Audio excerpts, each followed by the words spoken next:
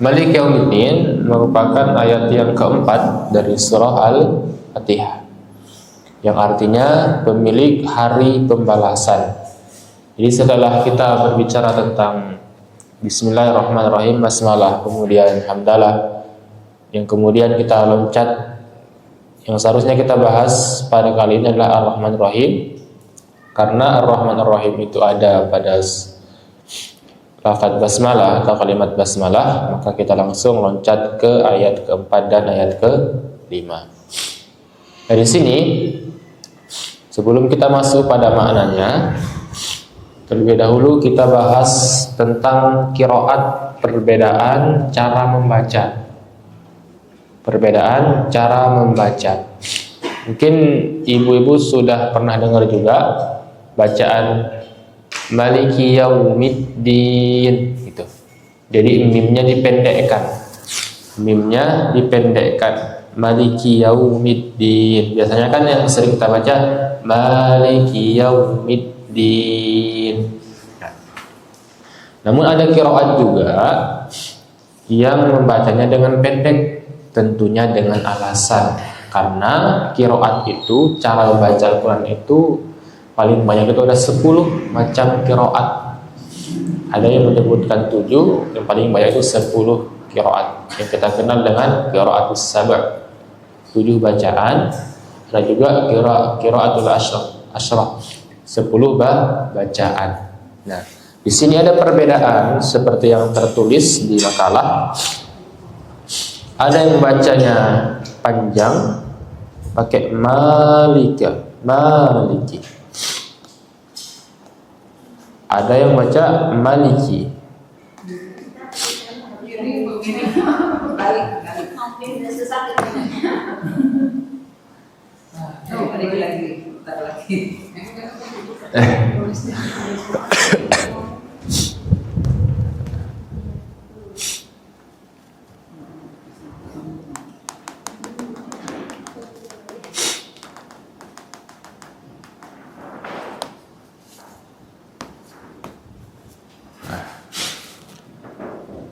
Jadi yang pertama ada yang mengucapkan maliki, yang kedua disebut maliki.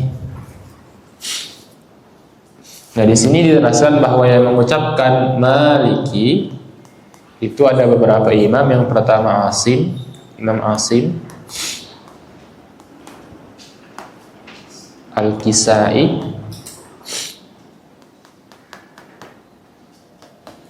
kemudian Ya'qub dan Khalaf.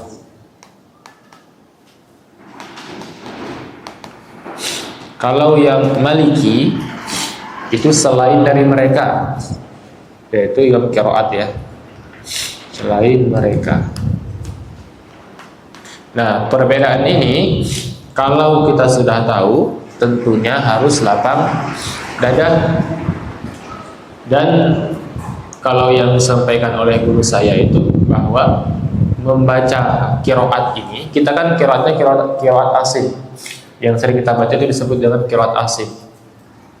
Jadi kalau misalnya kita, boleh enggak saya kalau imam bacanya Maliki Yaumiddin. Nah, itu mesti punya sanad terlebih dahulu. Nanti ada namanya sanad qiraat atau sanad bacaan. Bagusnya seperti itu. Jadi misalnya kita sudah tahu bahwa ini emang ada, tapi tetap nggak boleh kita harus punya sanad terlebih dahulu. Cara mengambil sanadnya gimana? Mengambil sanadnya ke yang sudah bersanad. Jadi tidak bisa misalnya saya ngajar atau memberitahukan kepada ibu bahwa ada bacaan seperti ini. Ibu sudah tahu, tapi tetap nggak boleh diamalkan. Harus punya sanad. Saya nggak punya sanad. Kalau saya ajarkan, tetap nggak boleh diamalkan. Jadi mesti punya sanad. Biasanya orang yang mengamalkan ini kayak Ustadz Saiful Mubarak yang di Maqdis, beliau punya sanad itu. Beliau juga mengajarkan. Nah, biasanya kalau kita ingin membacakan bacaan seperti ini, berbeda seperti biasanya, sebelum takbir diumumkan kita akan membaca sesuai riwayat ini gitu.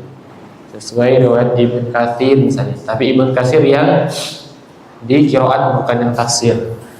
Gitu. Jadi sebelum sholat dibuka dulu kepada makmum, takutnya makmum kok bacaannya gitu, misalnya wal duhi itu kan ada wal laili idza sajid gitu kan, itu ada qiraatnya, tapi saya tidak bisa mengamalkan walaupun sudah tahu, harus mesti punya sanad dulu gitu. Nah,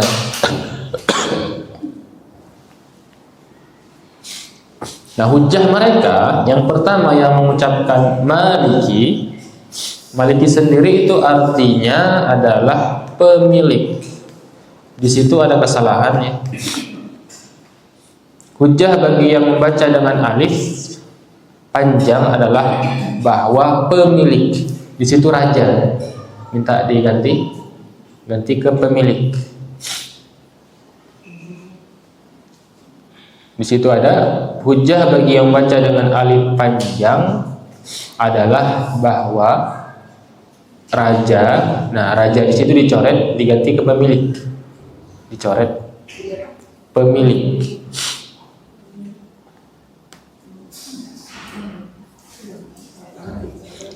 Termasuk di dalam makna. Nah, pemiliknya diganti ke raja, ketukar.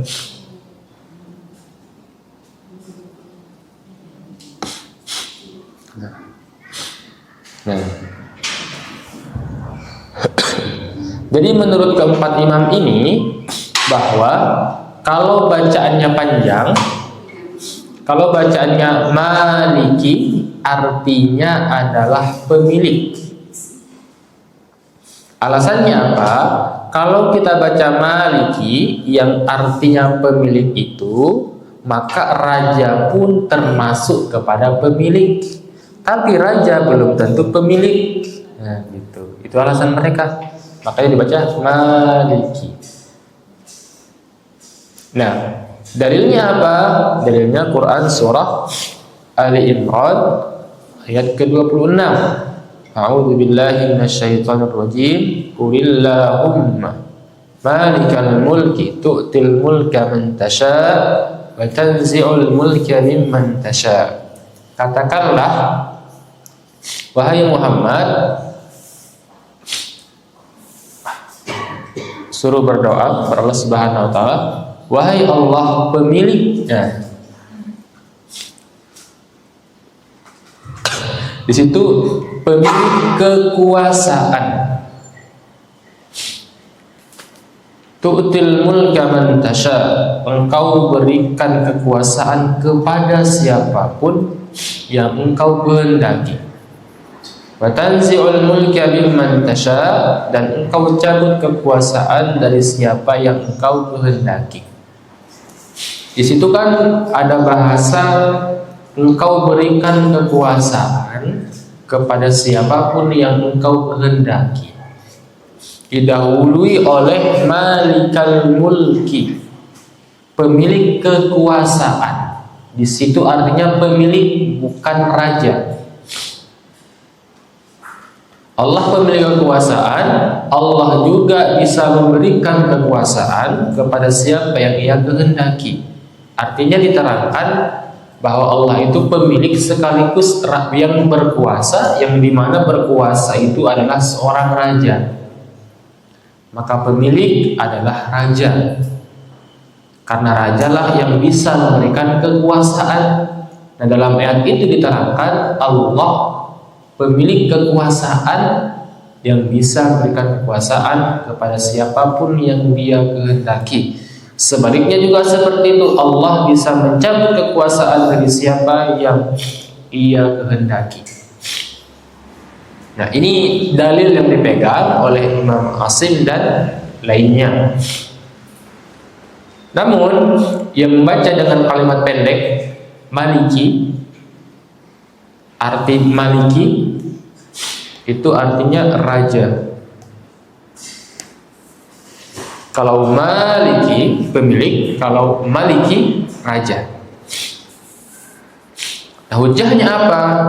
Karena raja lebih khusus dan lebih kuat maknanya daripada pemilik. Karena bisa saja seorang menjadi pemilik tetapi bukan raja.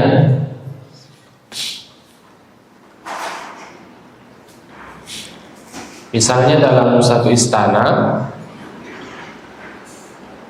ada seseorang yang memiliki mobil yang mewah misalnya di istana itu. Dia cuma memiliki mobil itu, tapi bukan raja di istana tersebut. Nah, ini dalil dari mereka. Raja itu lebih khusus dan tentunya memiliki segala hal yang ada di kawasannya. Nah, itu raja. Dalil mereka. Terus mana yang benar?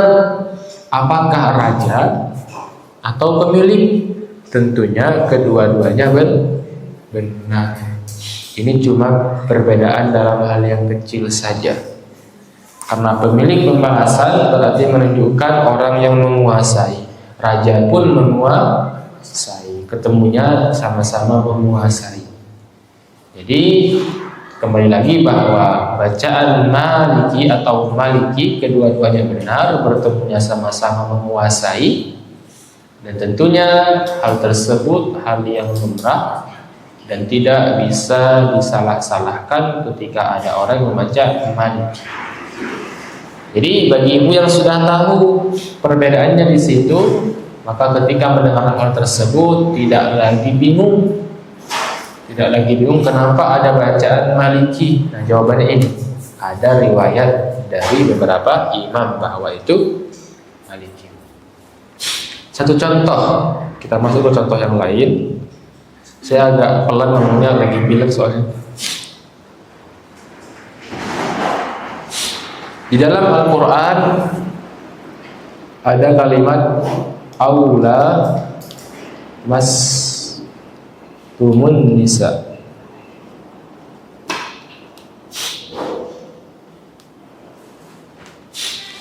Dan menyentuh perempuan. Di sini ada kata lamasa. Ibnu Abbas menyebutkan lamasa itu al-jima'. Di antara ibu ada nggak yang berpendapat bahwa suami istri kalau salaman itu batal wudunya? Ada nggak dia? Nah, menurut Ibnu Abbas maka tidak, karena yang dimaksud aula masdum nisa itu adalah jima'. Jadi misalnya suami ibu mau ke masjid, salaman atau cium kening dulu, maka tidak batal, karena yang dimaksud oleh ayat adalah jima'. Paham kan yang jima' ya? Tapi ada juga yang membaca ini dibaca pendek, lamastum. Dia dibaca pendek. Kalau dibaca pendek, dia cuma menyentuh saja. Jadi kalaupun kulit bersentuhan itu batal. Nah, ini perbedaan cara membaca. Jadi beda cara baca, beda hukum yang keluar. Walaupun kalau berbicara batal dan tidaknya, Rasul itu kalau mau keluar suka cium kening Aisyah. Pas salat pun Rasul, jadi Rasul pas sholat dicari oleh Aisyah karena gelap, bukan kayak sekarang kesentuh betisnya Rasul, dan Rasul tidak mengulang sholatnya. Berarti menunjukkan bersentuhan itu tidak batal, yang benar adalah jima'. Namun beda lagi kalau Imam Malik beda lagi. Kalau Imam Malik batal. Kenapa? Karena itu muqaddimatul jima', awal terjadinya jima'. Gak mungkin gak bersentuhan dulu kalau gak mungkin jima' terjadi kalau gak adanya bersentuhan. Nah, itu yang dipakai oleh Imam Malik. Jadi karena bersentuhan itu adalah awal dari jima itu. Baik, itu seputar Maliki. Sekarang kita masuk kepada Yaumuddin, hari pembalasan, hari ketika kelak manusia menerima balasan atas amal-amal yang baik dan yang buruk. Hari itu disebut dengan Yaumul Hisab atau Yaumul Jaza. Jadi Maliki Yaumiddin, pemilik hari pembalasan, maksudnya adalah Allah Subhanahu wa Ta'ala yang menguasai hari pembalasan itu, di mana di hari pembalasan itu amal-amal kita akan dihitung, amal-amal kita akan diberikan balasan oleh Allah Subhanahu wa Ta'ala. Kata Allah Subhanahu wa Ta'ala, "Faman ya'mal mithqala dzarratin khairan yarah." Barang siapa yang melakukan amal perbuatan baik atau amal bajik, maka Allah Subhanahu wa Ta'ala akan membalasnya sekecil apapun amal perbuatan itu. Faman ya'mal mithqala dzarratin syarran yarah. Allah juga akan membalas amalan jahat kita, amalan buruk kita sekecil apapun. Jadi itu yang dimaksud dengan Maliki Yaumiddin, Allah yang menguasai hari pembalasan dan Allah yang akan membalasnya, yang akan menghitungnya, baik kecil ataupun besar amal yang kita lakukan selama kita di dunia.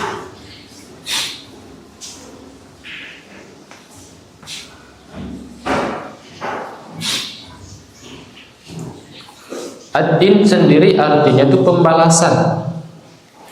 Jadi ad-din itu tidak selamanya diartikan dengan agama. Ad-din, pembalasan.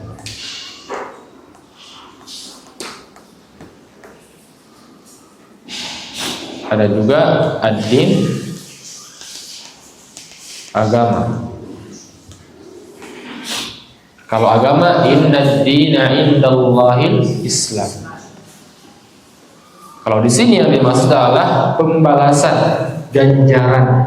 Kalau yaumuddin, kalau yaum itu artinya hari, kalau din artinya pembalasan.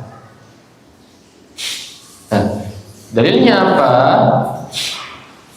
Fa'idza misna wa kunna turaban wa 'idhaman a inna lamadinun. Apabila kami telah mati menjadi tanah lalu tulang belulang, apakah kami benar-benar akan dibangkitkan untuk diberi balasan? Nah, di situ ada kata lamadinun.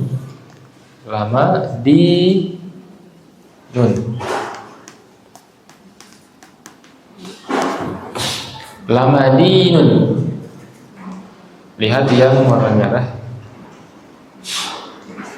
Nah ini di lamadinun. Nah, jadi din diambil dari kata din, lamadinun. Di situ diterjemahkan balasan. Maka din itu juga artinya balasan.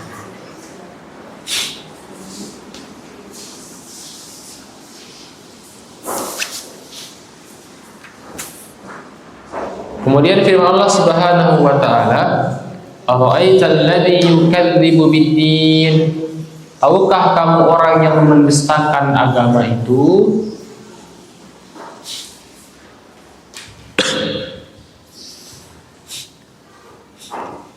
Di sini diterjemahkan dengan agama. Namun di dalam tafsirnya bahwa din, ad-din di situ adalah disebut dengan yaumul jaza, hari pembalasan. Jadi tahukah kamu orang yang mendustakan hari pembalasan itu? Coba kita baca surah kafirun, ya kafirun al-maun. Ara'aital ladzi yukadzibu bid-din, fadzalikal ladzi yad'ul yatim, yaitu orang-orang yang menghardik anak yatim, wala yahuddu ala ta'amil miskin, dan membiarkan orang fakir yang tidak membantu mereka. Fawailul lil musallin, dan celakalah bagi orang yang salat. Di situ kan ada dua kata. Yang pertama menghardik anak yatim,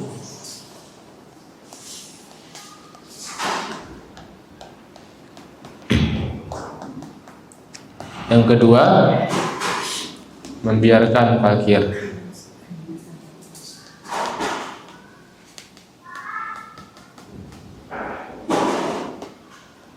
Biarkan orang miskin. Nah, jadi dia munasabah sesuai dengan ayat pertama. Siapakah orang yang mendustakan agama itu, atau siapakah yang tidak percaya bahwa adanya hari pembalasan itu? Maka jawabannya, mereka adalah orang yang menghardik anak yatim. Yang kedua, mereka adalah orang yang membiarkan miskin. Orang miskin tidak diberi bantuan padahal bisa membantu.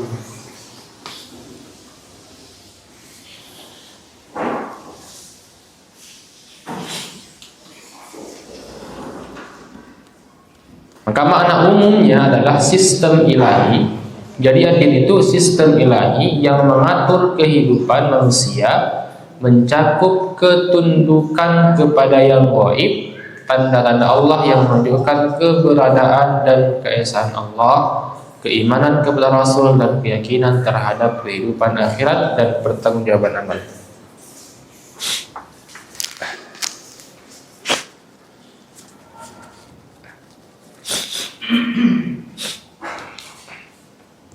Dan di situ ibu bisa lihat nama lain dari Yaumuddin banyak sekali. Ada Yaumul Qiyamah, kemudian Yaumul Jaza, Yaumul Hisab, Yaumul Fasl, Yaumul Akhirah, As-Sa'ah, Yaumul Ba'ts, Yaumul Khuruj, Yaumul Tawabun, Al-Haqqah, Al-Qari'ah, Yaumul Azim, Yaumul Mashhud, kemudian Yaumul Wa'id.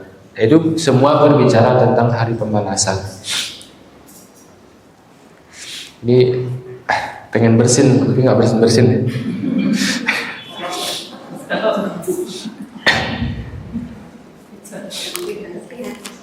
Ini mungkin pertemuan paling singkat ya.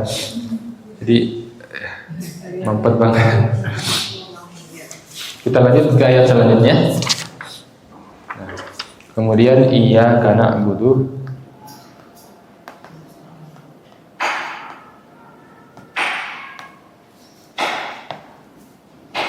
wa iyyaka. Yes. Okay.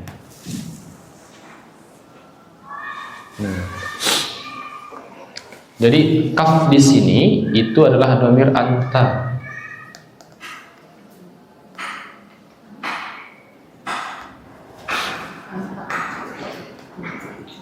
Jadi kaf itu dhamir anta. Biasanya digunakan membuat apa? Berbicara. Kata ganti orang kedua. Jadi kalau saya izin berdiri. Jadi kalau misalnya berbicara, maka kita menggunakan pakai anta, dhamir anta. Jadi ini dhamir anta dipakai buat berbicara. Misalnya, hal anta talib, apakah kamu siswa? Langsung berbicara. Hal anta talib. Jadi langsung berbicara berhadapan dengan orang yang tidak bicara. Artinya itu adalah kata ganti orang kedua. Kalau kata ganti orang pertama apa? Ana sama nah. Nah, jadi anta itu kata ganti orang kedua. Nah, di sini Allah menggunakan dhamir anta. Artinya apa?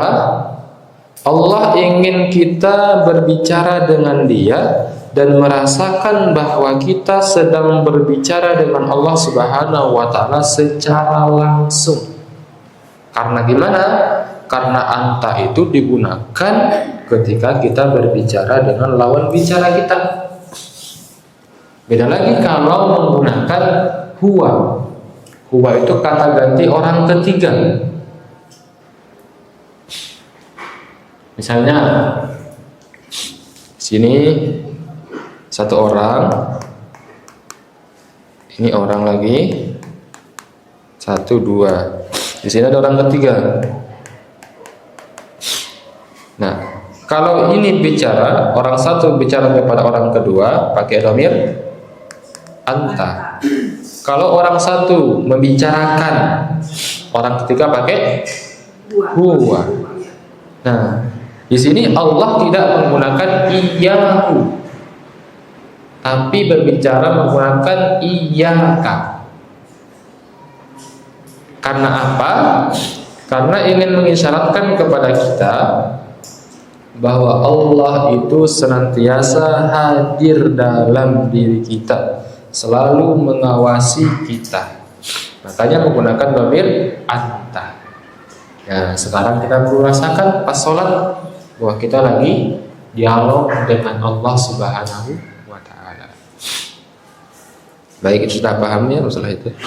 Kemudian kalimatnya di situ iyyaka na'budu wa iyyaka nasta'in.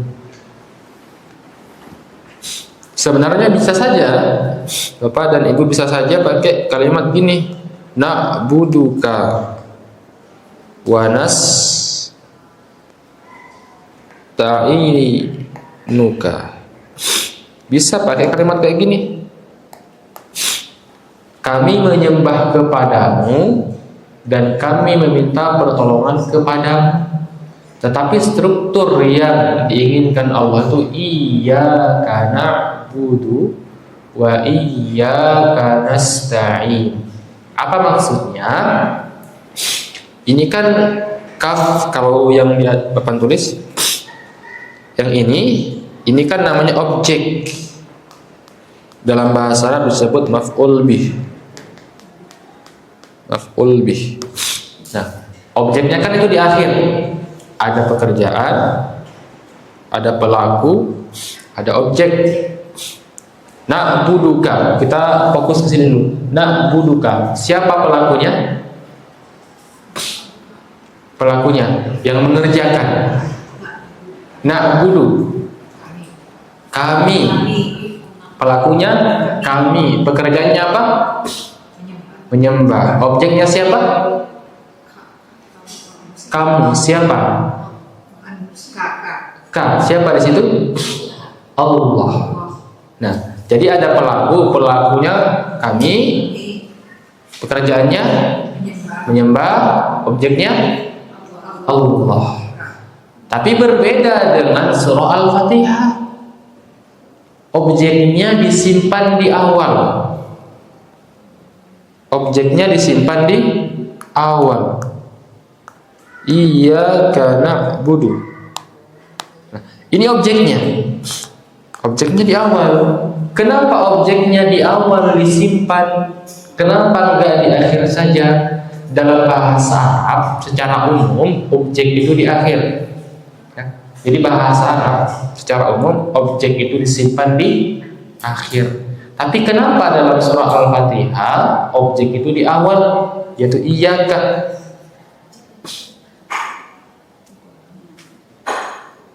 Ya itu tadi muqaddam benar. Istilahnya benar, muqaddam. Kenapa dia di depan? Nah, dalam bahasa Arab sesuatu yang mungkin dikira menyelisihi kaidah itu ada sisi balaghahnya. Nanti ada nahwu, ada saraf, ada balaghah di atasnya. Nah, apa maksudnya? Maksudnya adalah ketika iyyaka itu sebagai maf'ul bi, objeknya disimpan di depan, maka dia lil hasr, sebagai pembatas. Di situ ada keterangannya. berfaedah lil hasr, sebagai pembatasan. Maka terjemahannya hanya engkau yang aku ibadahi dan hanya kepadamu aku meminta pertolongan. Hanya, misalnya kayak gini, ini kalau perempuan tahu misalnya, uhibbuki, aku cinta kepadamu, jangan percaya. Kalau yang tahu kayak ini jangan percaya, karena bisa saja dia cinta kepada orang lain. Uhibbuki, benar, aku cinta kepadamu. Nah, ini kita main bahasa Arab ya. Tapi dari mana ini bisa saja dia cinta kepada orang lain. Dari mana kita lihat?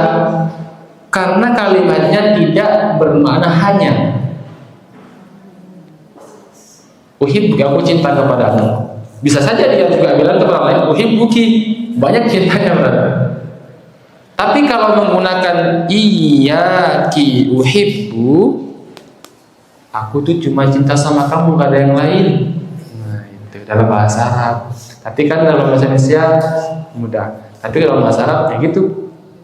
Jadi uhibbuki, aku cinta kepadamu, bisa juga cinta kepada orang lain. Tapi kalau iyyaki uhibbu, aku hanya cinta kepadamu, tidak kepada orang lain. Nah, sama dengan kalimat yang tadi, iyyaka na'budu wa iyyaka nasta'in. Kita mengatakan kepada Allah Subhanahu wa taala, wahai Allah, kami hanya menyembah kepadamu dan hanya meminta pertolongan kepadamu, tidak ada yang lain. Karena menggunakan apa? Iyyaki, dan diletakkan di awal. Nah, itu bahasa Arab seperti itu.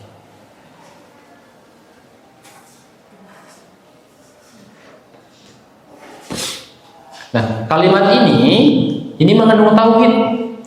Karena kan kita beribadah itu cuma harus ke satu saja, yaitu kepada Allah Subhanahu wa taala. Nah, ibadah itu harus satu-satunya kepada Allah, nggak boleh kepada yang lain. Kita kupas misalnya kalimat tauhid, la ilaha illallah. La di sini disebut la nafi, meniadakan, ilaha, tidak ada Tuhan sama sekali yang berhak disembah. Tidak ada Tuhan sama sekali yang berhak disembah illa. Nah, illa ini disebut huruf istisna, namanya bahasa Arab. Pengecualian. Illa disebut pengecualian. Siapa? Allah. Setelah illa, apa aja yang disebut? Cuma Allah. Jadi tidak ada Tuhan yang berhak disembah selain Allah. Awalnya kita menafikan tidak ada Tuhan satupun yang berhak disembah, dinafikan semua, tidak ada. Kemudian ditetapkan oleh kita illa Allah, kecuali Allah Subhanahu wa taala. Semakna dengan yang tadi, iyyaka na'budu wa iyyaka nasta'in. Maka kita ketika membaca surah Al-Fatihah sampai kepada ayat kelima, kita harus sadar bahwa Tuhan yang kita sembah hanya Allah Subhanahu wa taala. Maka kita lihat perbuatan-perbuatan kita di kehidupan sehari-hari. Pernahkah kita mempertuhankan HP? Pernahkah kita mempertuhankan aktivitas-aktivitas kita yang bisa melalaikan kita dari ibadah kepada Allah Subhanahu wa taala? Itu bisa menjadi Tuhan. Jadi jangan kira bahwa syirik itu, walaupun mungkin itu syirik kecil, jangan cuma kira kita ngebayangnya cuma ibadah ke pohon, ke jin, ke patung, ke api. Jangan. Tapi ibadah itu tentunya segala sesuatu, segala perbuatan kita yang hanya kita untukkan atau peruntukkan buat Allah Subhanahu wa taala, itu ibadah. Nah, orang kan sekarang cuma melihatnya adalah yang penting kita sholat, yang penting kita puasa, yang penting kita zakat, melaksanakan kewajiban-kewajiban kita, tapi lupa pikiran kita tuh mungkin pernah mempertuhankan apa. Ateis katanya kan nggak punya Tuhan. Ateis itu punya Tuhan, Tuhannya pikiran dia. Mereka kan mempertuhankan pikiran dia kan, ateis. Katanya nggak ada Tuhan, tapi mereka ikut pikiran mereka. Sementara pikiran mereka diciptakan oleh Allah Subhanahu wa Ta'ala. Nah, kita lanjut. Tadi masalah iya karena butuh wa iya karena nasta'in. Sekarang kalimat iyyaka itu diulang. Iyyaka na'budu wa iyyaka nasta'in. 2 kali iyyakanya. Dalam bahasa Arab cukup diganti dengan waw. Jadi iyyaka na'budu wa nasta'in itu bisa. Secara gramatikal bahasa Arab itu bisa. Tetapi kenapa diulang? Nah, pasti ada maksudnya. Di situ dijelaskan penegasan. Kita mengatakan bahwa ya Allah, saksikan hamba-Mu ini hanya beribadah kepadamu. Ya Allah, saksikan hamba-Mu ini hanya meminta pertolongan kepadamu. Yang disebut dengan taukid lafzi namanya. Kalau kalimat taukid lafzi, penegasan dengan cara diulang-ulang. Kayak kalimat takbir, Allahu Akbar, Allahu Akbar. Itu kan diulang-ulang, disebut dengan taukid. Misalnya ibu bilang kepada anak ibu, mama itu sayang sama adik, mama itu sayang sama adik. Nah, itu taukid namanya, penegasan, ditegaskan oleh kita. Jadi kalau kalimatnya diulang itu penegasan. Aku nggak paham. Nah, itu penegasan. Biar lawan bicara kita bahwa kita itu benar-benar nggak paham.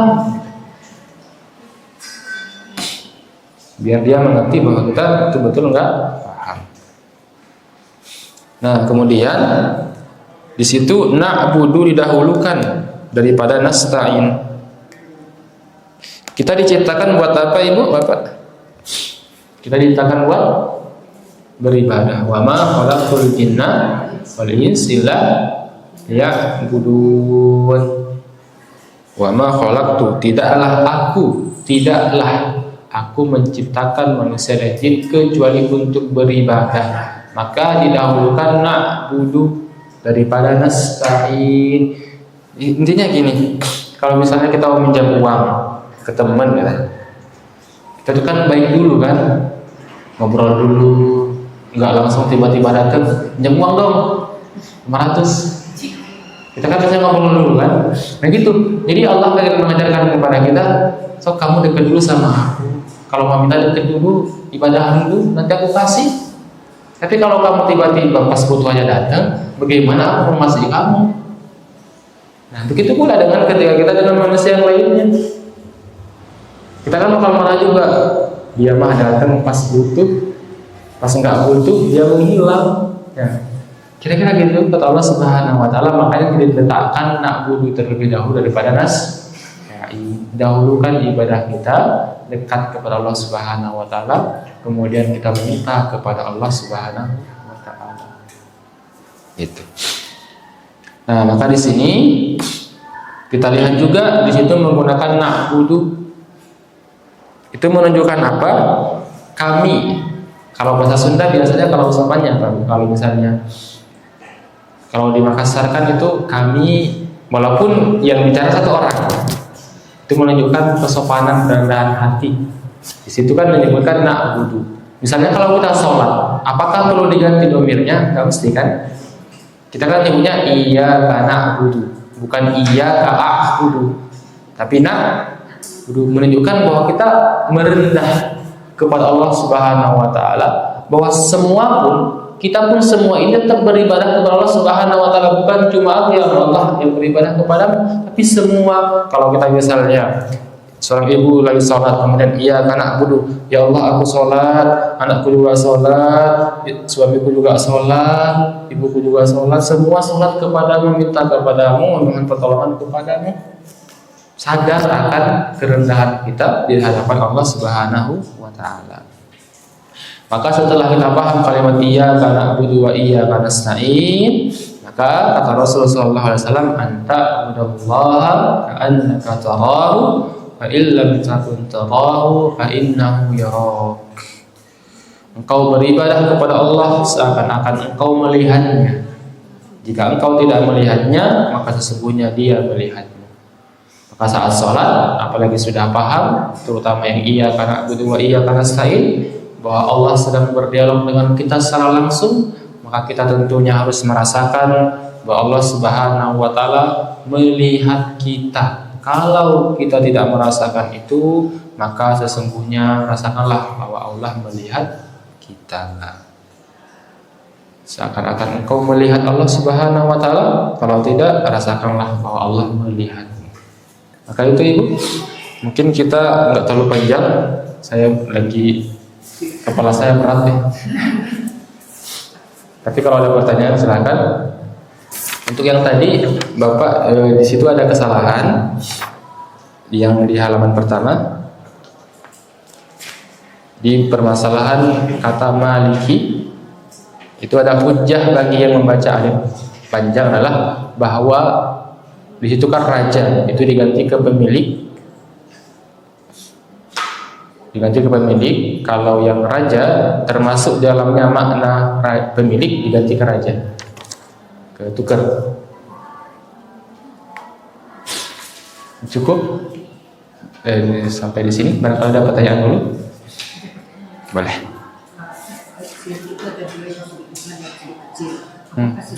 Kecil itu bisa diampuni, kan Allah bilang Allah akan mengampuni semua dosa kecuali syirik. Jadi syirik kecil itu bisa diampuni. Ya, itu kan yang ada. Allah Subhanahu wa taala mengampuni semua kecuali dosa besar. Sebenarnya gini, jadi dosa-dosa kecil itu bisa diampuni seiring kita beribadah. Syirik kecil. Ya. Jadi bisa diampuni. Bahkan syirik besar pun bisa diampuni. Maksudnya apa? Itu maksud firman Allah Subhanahu wa taala itu ketika di akhirat kelak. Jadi pas di akhirat kita sudah bukan dunia, nanti dosa besar atau disebut dengan syirik tadi, ini syirik besar menyekutukan Allah, nanti ketika di akhirat ini nggak diampuni, tidak diampuni. Nah, dosa kecil diampuni seiring kita disiksa, dibersihkan di neraka. Tapi ketika di dunia dosa besar atau syirik besar dan kecil itu diampuni selama nyawa belum sampai tenggorokan. Kayak Fir'aun, kalau Fir'aun itu bertobatnya sebelum nyawanya tenggorokannya, maka dia diampuni. Jadi di dunia dosa besar diampuni, dosa kecil diampuni. Nah, untuk menghapuskan dosa kecil ini, kita melakukan ibadah seperti ini bisa dihapus dosa kecil. Jadi ibadah-ibadah kita bisa menghapuskan dosa kecil. Tapi dosa besar ini perlu dengan taubatan nasuha. Nah, ketika di akhirat, maka misalnya kita masih mensyirikkan Allah, syirik besar, maka yang kecilnya diampuni dengan cara disiksa di neraka, dibersihin, maka dosa besar tetap ada. Tentunya kita tetap akan di neraka, khalidan fiha, bakal kekal di dalam neraka. Gitu. Jadi tetap diampuni dosa besar, dosa kecil selama masih di dunia. Tapi kalau sudah di akhirat, dosa besar nggak diampuni, dosa kecil diampuni. Rasul kan nanti bakal ketika di padang mahsyar kan, Rasul itu kan memberikan syafaat kepada hambanya. Tentu hamba yang punya iman kepada Allah Subhanahu wa taala. Maka ketika Rasul kan pada satu sujud panjang, itu ada di tafsir kasih dijelaskan. Maka kata Rasul itu yang mempunyai syafaat satu-satunya di antara banyaknya Rasul, hanya Nabi Muhammad SAW punya syafaat. Saya punya syafaat itu, kata Rasul. Artinya bisa memberikan syafaat kepada kita, kepada umat.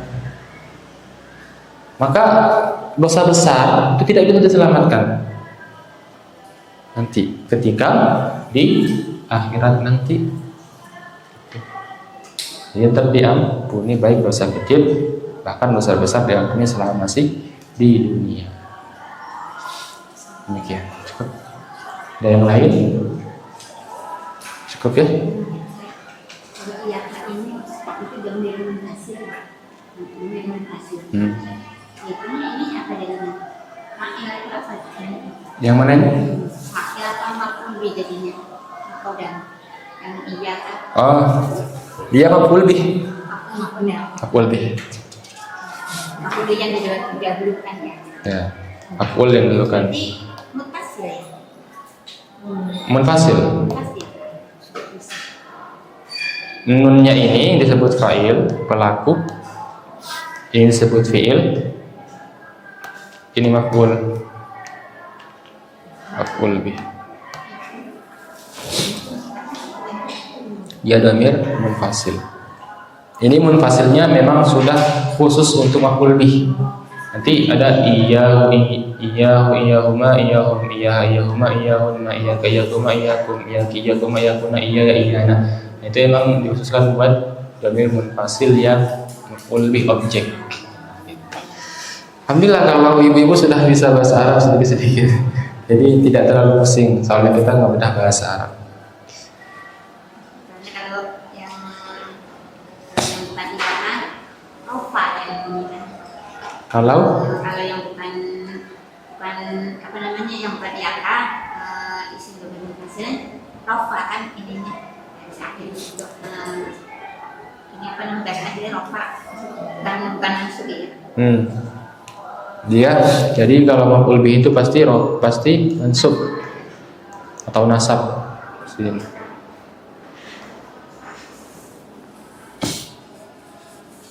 Ada yang lain? Cukup ya? Cukup.